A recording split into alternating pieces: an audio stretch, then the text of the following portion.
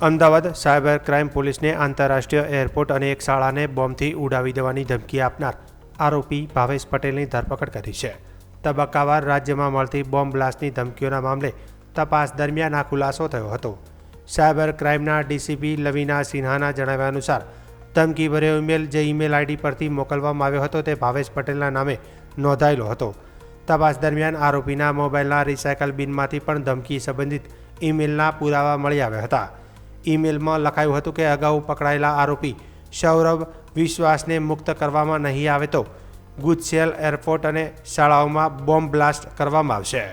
Police તપાસમાં સામે આવ્યું છે કે આરોપી કન્સ્ટ્રક્શન તેમજ ઇવેન્ટ મેનેજમેન્ટના વ્યવસાય સાથે સંકળાયેલો છે. અગાઉના કેસ બાદ મળેલી ધમકીઓની કડી તરીકે આ મામલાની ગંભીરતા જોતા સાયબર ક્રાઇમ ટીમે ટેકનિકલ તપાસ હાથ ધરી હતી. પોલીસે આરોપીની ધરપકડ કરીને વધુ પૂછપરછ શરૂ કરી છે. સમગ્ર મામલે સાયબર ક્રાઇમ દ્વારા આગળની કાયદેસરની કાર્યવાહી હાથ ધરવામાં આવી રહી છે. ગુજસેલ જે એરપોર્ટ છે એના પર એક ધમકીભરો ઈમેલ આવ્યો હતો, જેના અનુસંધાને એક ફરિયાદ નોંધાઈ હતી અને એમાં અમે આગળ તપાસ કરી હતી.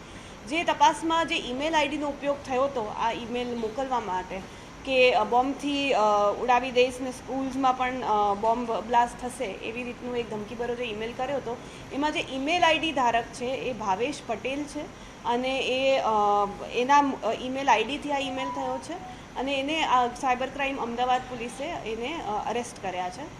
આ ઈમેલ આઈડી પોતાનો જ હતો, ભાવેશ 4518 કરીને જીમેલનું અકાઉન્ટ હતું અને એ સાથે એના મોબાઈલ ફોન ડિવાઇસમાંથી પણ આપણને આ ઈમેલ મળ્યા છે જે રિસાયકલ બિનમાં હતો, જેના અનુસંધાને અમે એની ધરપકડ કરી છે.